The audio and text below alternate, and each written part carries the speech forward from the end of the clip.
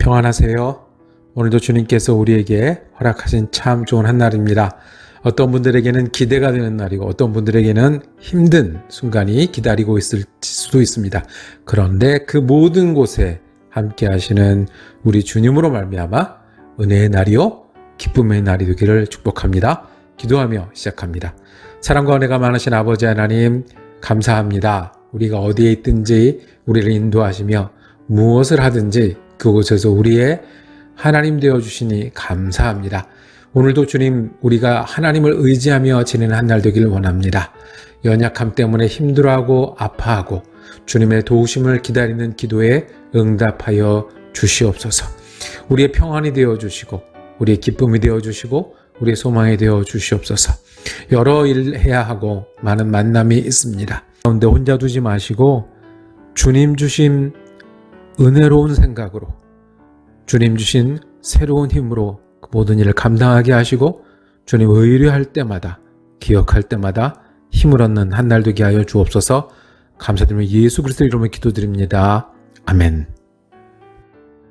오늘 우리가 함께 읽을 성경은 에스겔 15장과 16장입니다. 16장 13절에서 16절까지 말씀 받도록 읽습니다.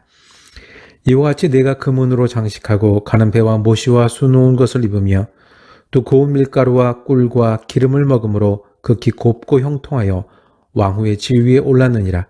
내 화려함으로 말미암아 내 명성이 이방인 중에 퍼졌으면 내가 내게 입힌 영화로 내 화려함이 온전함이라. 나 주 여호와의 말이니라. 그러나 내가 내 화려함을 믿고 내 명성을 가지고 행음하되 지나가던 모든 자와 더불어 음란을 많이 행함으로 내 몸이 그들의 것이 되도다. 내가 내 의복을 가지고 너를 위하여 각색 신당을 꾸미고 거기에서 행음하였나니 이런 일은 전무후무하니라. 아멘.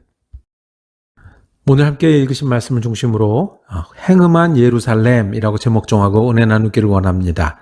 예루살렘, 즉 이스라엘 백성들이 하나님께 대한 태도가 꼭 행음한 여인과 같다라고 말씀하십니다. 분을 쏟아놓으십니다. 멈추지 않고 계속해서 반복하면서 공격하십니다. 피투성이라도 살아있으라 라는 표현이 16장 초반에 나옵니다.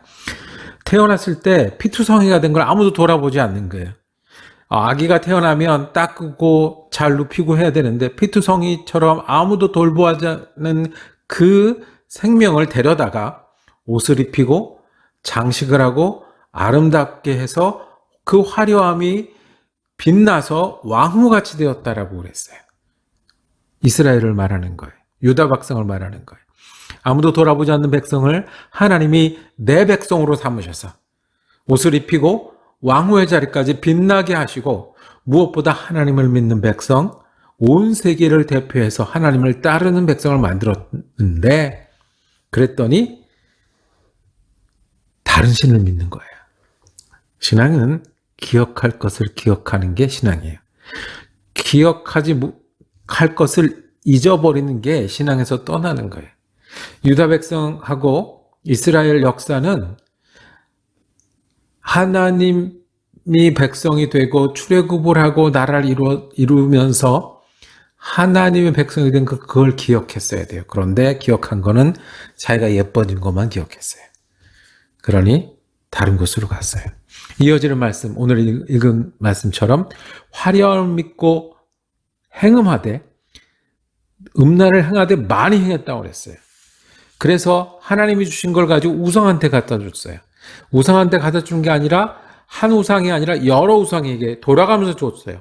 뿐만 아니라 자녀를 우상에게 바치기도 했다고 그렇게 말씀하십니다. 믿음은 믿을 자를 믿는 것이 믿음입니다. 믿지 말아야 될 것을 믿을 때 그것은 믿음이 아니고 그것은 음란이라고 말씀하십니다. 하나님이 이것을 분노하시는 거예요. 심판하시는 거예요. 기억할 것을 기억하지 못하고 믿어야 되지 말아야 할 것을 믿고 그래서 결과적으로 자기가 잘 되고 행복한 것에 대한 생각이 없어요. 무엇이 잘 되는 일이고 무엇이 행복하고 무엇이 성공인지 하나님 따라 사는 것이 잘 되는 것이고 하나님 뜻을 이루어가면서 열매 맺는 것이 성공인데 그죠? 내가 지금 풍요한 게 잘 되는 거고 내가 지금 만족하는 게 전부인 것처럼 됐어요. 이것이 하나님 눈에는 지극히 분노할 거였어요. 그 죄를 지을 때요, 우리가 모두가 죄인이고 모두가 잘못했다고 해도 죄의 경중이 있어요. 우리도 보면 어떤 죄는 큰 죄예요. 살인죄를 저질렀다든지 굉장히 여러 사람에게 피해를 준 사람들은 여기서 큰 죄로 다스려요. 대신 교통 신호를 안 지켜서 티켓을 받는다든지 아니면 세금 보고를 할 때 계산을 잘못해서 누락이 된 거 있다든지 그것은 분명히 잘못한 거지만 뭐 그렇게 심각한 잘못은 아니에요. 우리 기준이 아니라 내가 좋은 게 아니라 하나님 기준에는 기억할 것을 잊은 것 그리고 믿지 말아야 될 것을 믿는 게 가장 큰 죄인 거예요. 그래서 질투를 쏟아내고 분노를 쏟아내고 행음했다, 벌하겠다라고 말씀하십니다. 어떻게까지 벌하시냐면요, 나중에 다 드러나게 하시겠다고. 너희가 행음한 걸 다 드러나게 하겠다는 거예요. 그리고 너희가 심판받게 하겠다는 거예요. 분노하게 하는데 사마리아가 차라리 낫다. 소돔과 고모라가 회복된다고 말했어요. 그 얘기는 소돔과 고모라가 괜찮았다는 얘기가 아니라 소돔과 고모라도 너희보다 나을 정도다 라고 드러나게 하시겠다는 거예요. 유일한 희망은 하나님이 질투하신다는 거예요. 하나님이 분노하신다는 거예요. 언제 질투하고 언제 분노하니까? 진심일 때 하지 않습니까? 포기하지 않을 때 하지 않습니까? 나의 아내가, 나의 남편이, 나를 사랑하는 사람이 다른 사람에게 갈 때 화가 나지만, 뭐, 다른 사람 얘기라, 내 얘기가 아니라 다른 사람 얘기라 하면, 그냥 듣고, 그냥 혀를 차고 넘어가잖아요.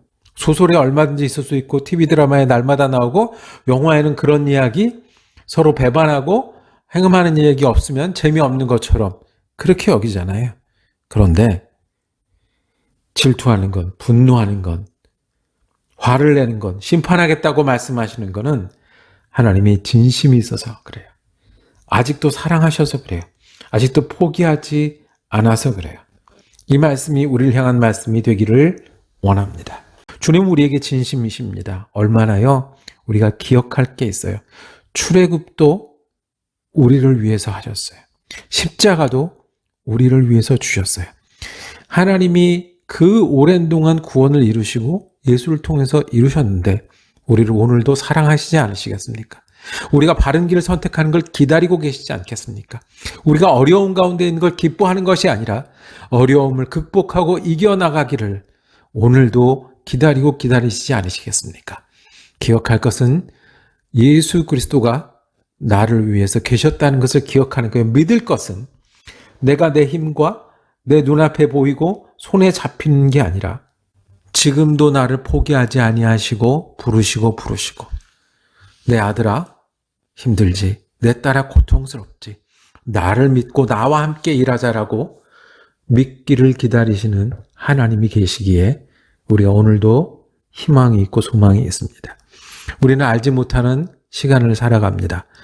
좋은 일이 생기면 그것도 잘 모르겠고요. 어려운 일이 생기면 어디서부터 어떻게, 왜 나만 그런지도 모르겠어요. 그런데 믿음은 기억할 것을 기억하는 일입니다. 십자가가 예수고 예수가 나를 위한 은혜인 것을 기억하며 사는 일이 믿음이고요. 그리고 의지할 만한 예수를, 세상이 아니라 내 힘이 아니라 내 시간이 아니라 내가 예수를 의지하여 예수를 믿고 살고 예수와 함께 살아가는 것이 나인 줄 알 때 그것이 믿음입니다. 그것이 주님이 화를 내서라도 기다리고 우리 가운데 이루어지길 원하는 주님의 뜻입니다. 우리가 그런 사람입니다. 오늘이 그런 시간입니다. 기도하겠습니다. 주님, 우리를 향해 진심이신 하나님을 다시 기억하는 우리가 되기를 원합니다. 예수가 우리를 위해서 십자가를 지셨고 그 은혜가 우리를 향한 은혜인 것을 믿으며 사는 한 날 되게 하여 주시옵소서. 그래서 감사함이 떠나지 않게 하시고 다시 힘내고자 하는 마음이 떠나지 않게 하시고 어렵고 힘든 순간에도 우리 가운데 진심이신 예수와 동행하는 한 날 되게 하여 주시옵소서. 우리 예수 그리스도 이름으로 기도드립니다. 아멘. 말씀 묵상 함께 할 수 있어서 감사했습니다. 내일은 에스겔서 17장, 18장 함께 묵상하겠습니다. 은혜로운 한 날 되시기를 축복합니다.